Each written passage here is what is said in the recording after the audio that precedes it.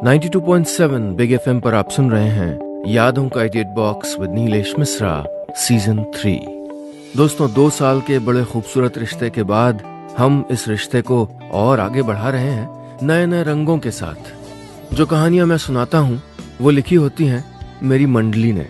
जी हाँ, एक राइटर्स की मंडली है जिसको मैं ट्रेन करता हूँ, जो बम्बई और भारत के कई और हिस्सों में रहते हैं। मैं उनकी मदद करता हूँ बेहतर से बेहतर कहानियां लिखने में और फिर उन्हीं कहानियों को आपके सामने पेश करता हूँ। दोस्तों, आज मैं आपको सुना रहा हूँ विश्वदीप सेन की लिखी कहानी बेनाम देवता। सुबह परशुराम की नींद खुली तो घर के बाहर उसको शोरगुल की आवाज सुनाई दी। कौन है सुबह सुबह, चैन से सोने भी नहीं देते। झल्लाते हुए परशुराम बाहर निकला तो देखा कि उसके आंगन में लोगों की भीड़ लगी है और सब लोग किसी खास चीज को घेरे खड़े हैं। परशुराम बड़ा हैरान हुआ। उसने ऊंची आवाज में कहा, क्या हुआ भाई, इतनी सुबह आप सब क्या कर रहे हैं? उन लोगों में से बस एक ने परशुराम की बात पर ध्यान देने की जरूरत महसूस की। उसने पीछे मुड़ के कहा, अरे परशुराम भाई, आओ आओ यार, तुम भी देखो, बड़े सौभाग्यशाली हो तुम, चलिए आओ। परशुराम कौतूहलवश भीड़ का हिस्सा बना तो देखा कि वो सब एक बड़े ही अजीब ढांचे के पत्थर को घेर के खड़े हैं और आंखों ही आंखों में उसकी पूरी स्कैनिंग कर रहे हैं। परशुराम ने सर खुजाते हुए पूछा, ये क्या चीज है? भीड़ में शामिल एक दाढ़ी वाले भाई साहब ने क्रोधित होकर कहा, ये क्या चीज है?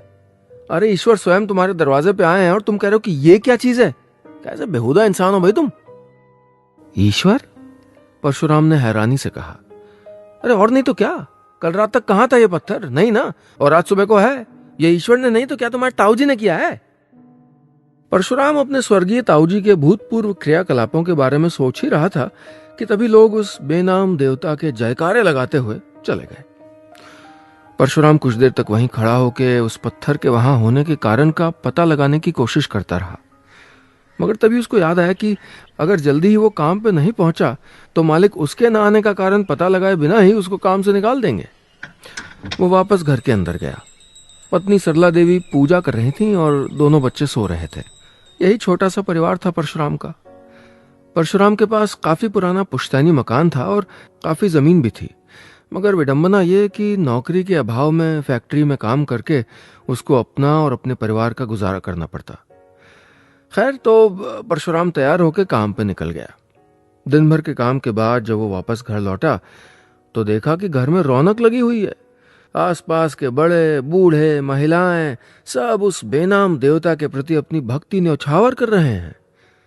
परशुराम हैरान था, मगर ये तो बस शुरुआत थी। धीरे धीरे बेनाम देवता की बात पूरे इलाके में फैल गई और रोज परशुराम के घर लोगों का तांता लगने लगा। कुछ दिनों बाद सभी लोगों ने चंदा करके बेनाम देवता जहां अधिष्ठित थे उसके ऊपर एक तिरपाल लगा दिया। अब वहां साप्ताहिक कार्यक्रम तय हो गया।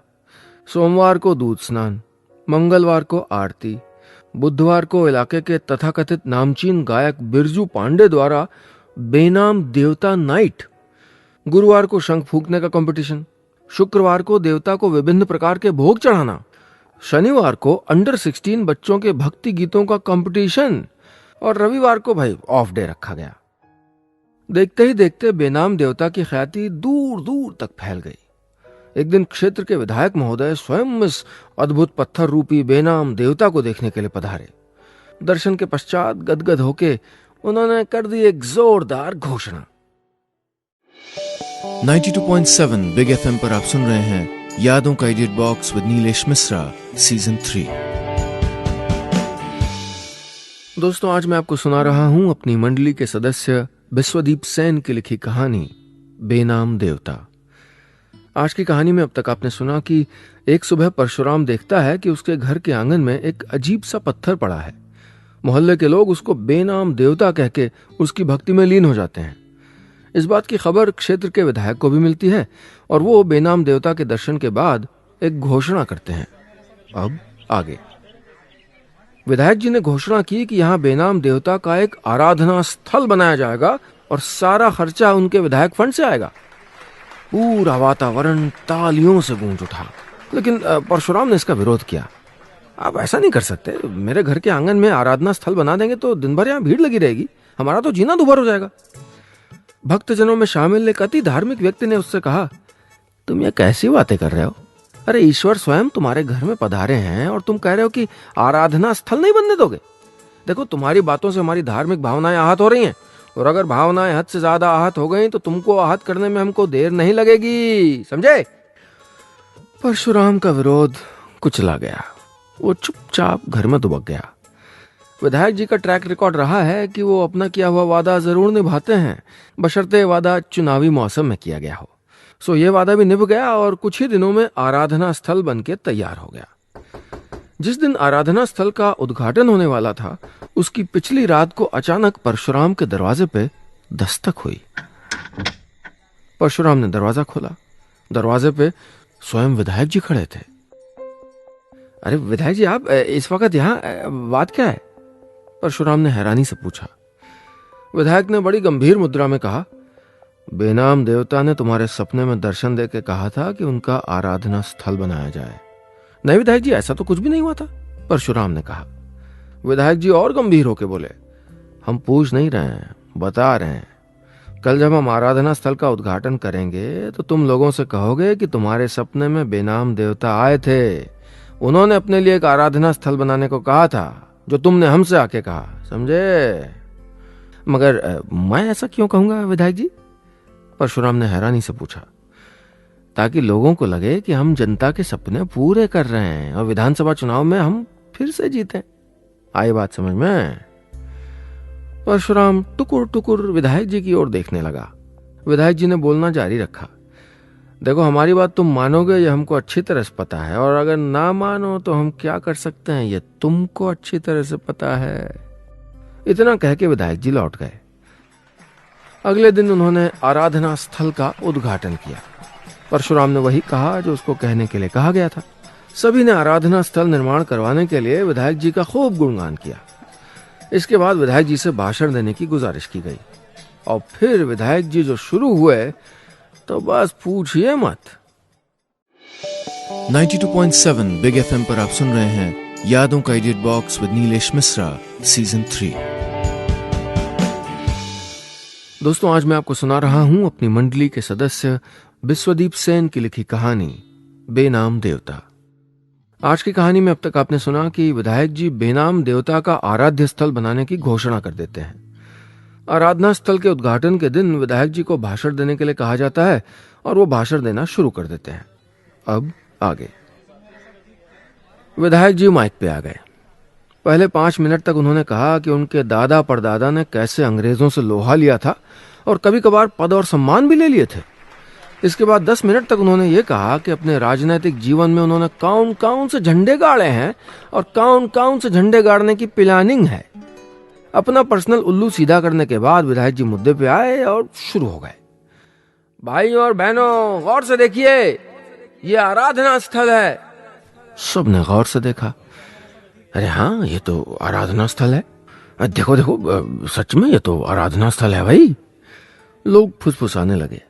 विधायक जी ने कंटिन्यू किया, ये बेनाम देवता का आराधना स्थल है और इसको हमने बनवाया है। सभी ने तालियां बजाई। विधायक जी फिर बोले, हमने आपके लिए क्या क्या नहीं किया। परशुराम ने धीरे से कहा, हुजूर मैं बताऊं?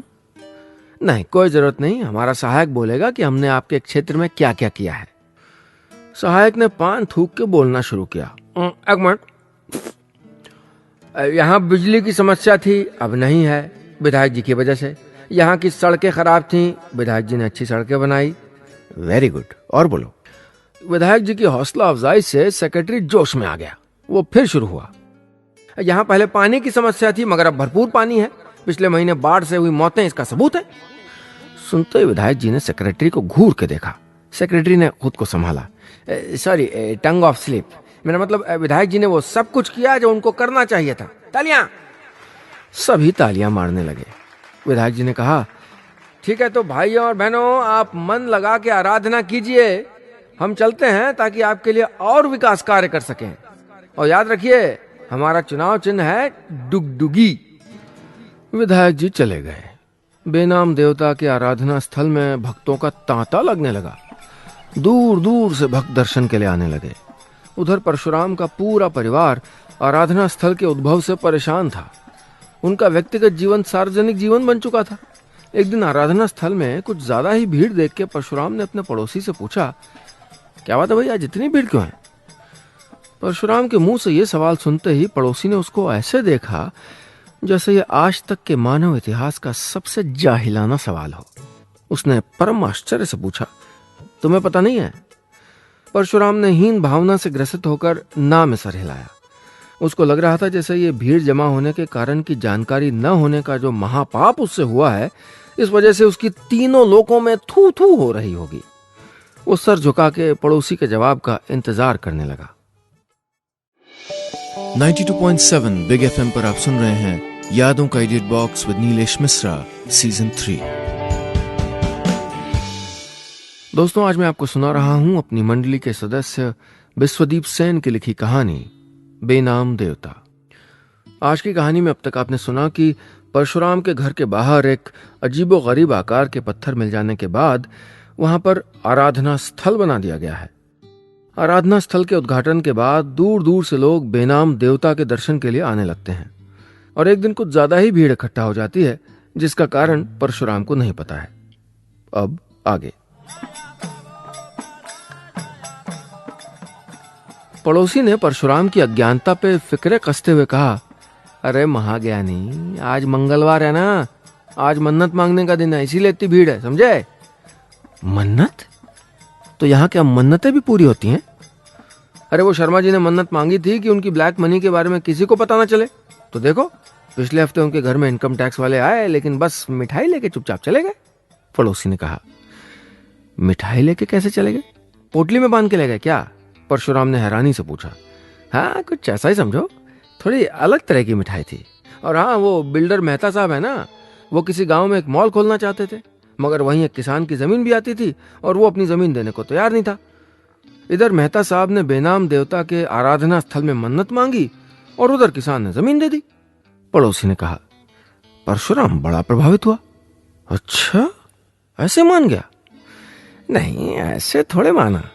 मन्नत के साथ साथ उन्होंने खुद भी जिम्मेदारी उठाई और रात को उस किसान के घर 3 लठैत भेजे। वो कहते हैं ना कि ईश्वर भी उन्हीं की मदद करते हैं जो अपनी मदद स्वयं करता है। और तो और हमारे गुप्ता जी के बेटे की शादी नहीं हो रही थी, तो उन्होंने मन्नत मांगी और देखो, शादी हो गई क्या? परशुराम ने उत्सुकतावश पूछा। ठीक से तो नहीं पता, क्योंकि उनका लड़का किसी लड़की के साथ घर से भाग गया था।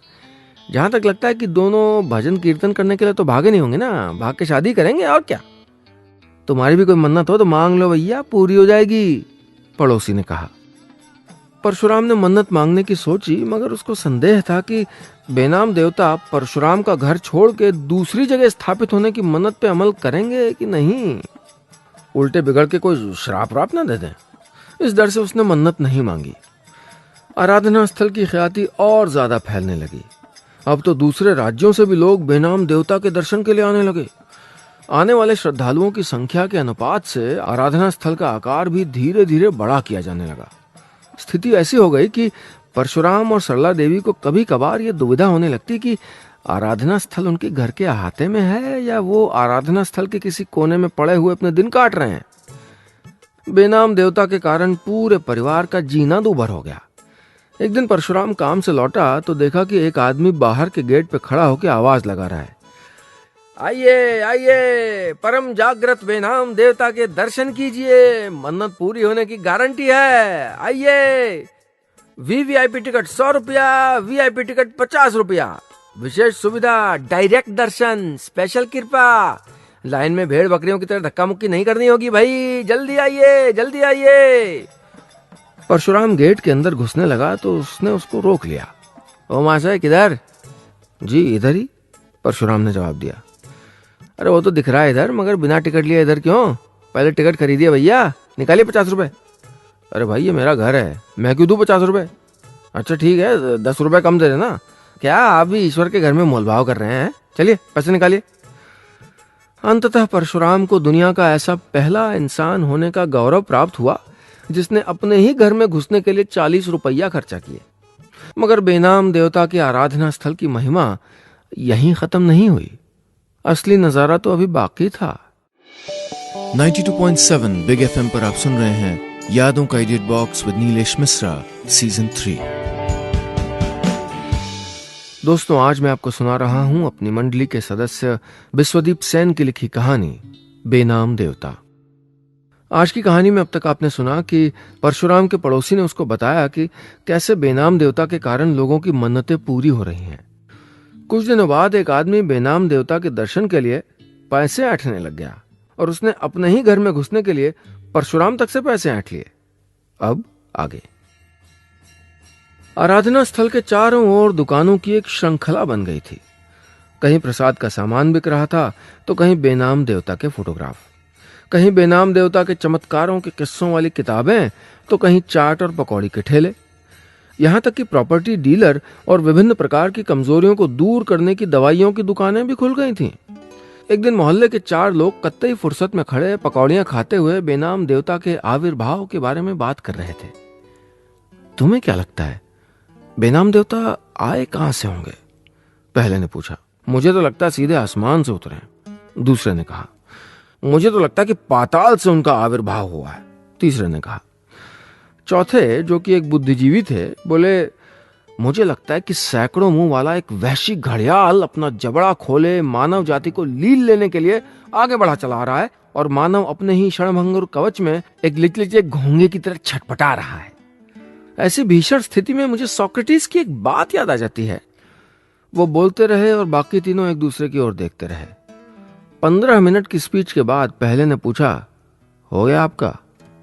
बुद्धिजीवी ने हाँ में सर हिलाया। पहले ने कंक्लूड करते हुए कहा, भाई जैसे भी आए हों, मगर अब देखना बेनाम देवता की कृपा से जल्दी ही दुनिया से पाप का अंत होने वाला है। तभी उनकी पकौड़ियों का भी अंत हो गया और फिर से पकौड़ियां मंगाई गईं। आराधना स्थल में सब कुछ बड़े ही अनुशासन के साथ होता।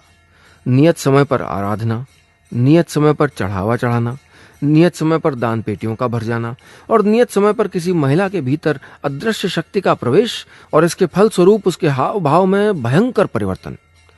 हालांकि ये बात बड़ी विचित्र थी कि इलाके की कुल 5-6 महिलाओं में ही ये अदृश्य शक्ति घूम फिर के आती रहती थी। शायद कोई कॉन्ट्रैक्ट वगैरह हो। खैर, बेनाम देवता का आराधना स्थल चरसियों और गंजेड़ियों का अड्डा बनने लगा था। वो दिन भर गांजा पी के बड़े ही अनोखे टाइप की भक्ति में लीन रहते थे। एक रात को आराधना स्थल बंद करने के बाद वहां के 2 मैनेजर बातें करते हुए जा रहे थे। मुझे लगता है लोगों की भक्ति में धीरे धीरे कमी आ रही है। मन में इतना द्वेष और पाप भर गया ना कि धर्म कर्म के लिए जगह ही नहीं रही।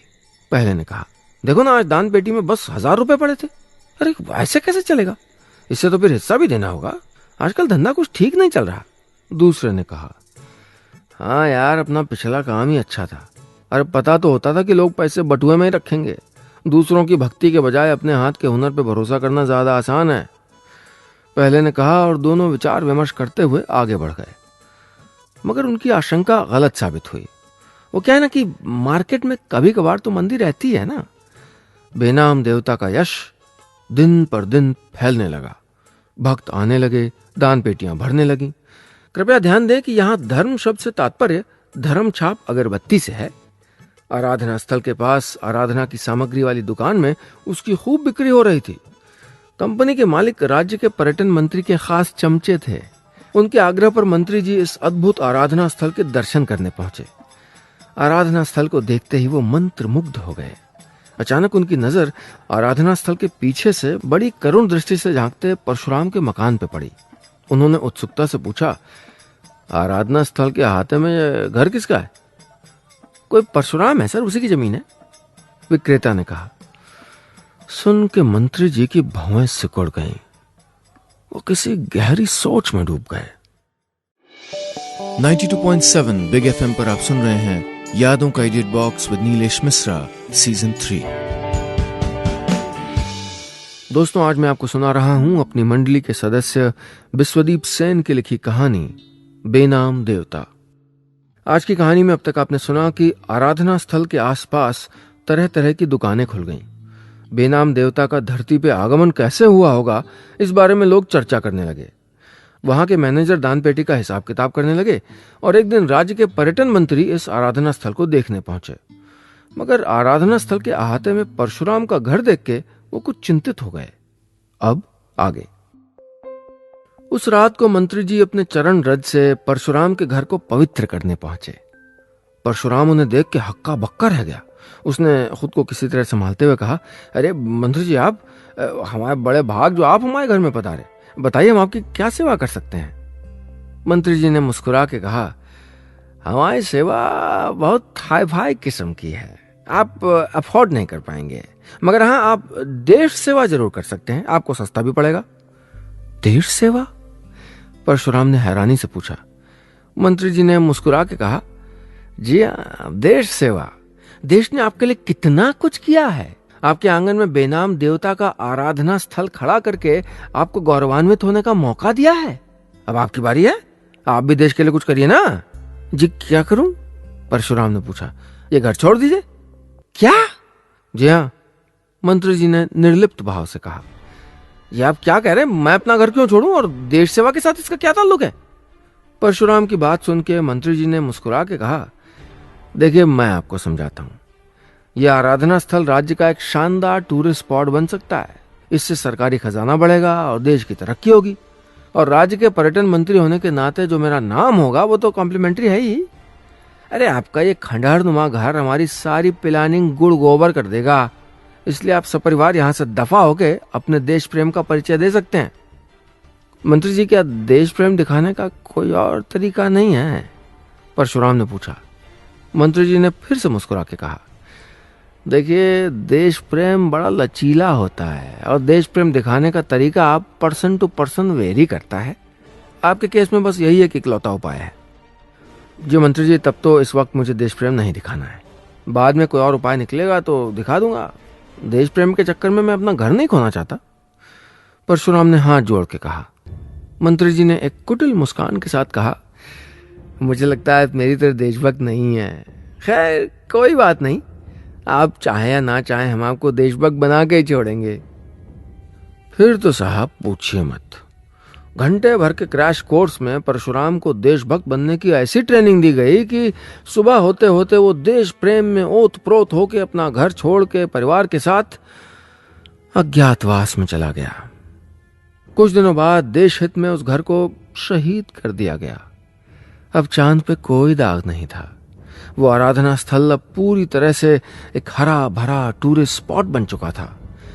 मगर कईयों के मन में अब तक ये सवाल बना हुआ था कि बेनाम देवता अचानक आए कहां से। एक दिन शहर में 3 वैज्ञानिकों की एक टीम पहुंची।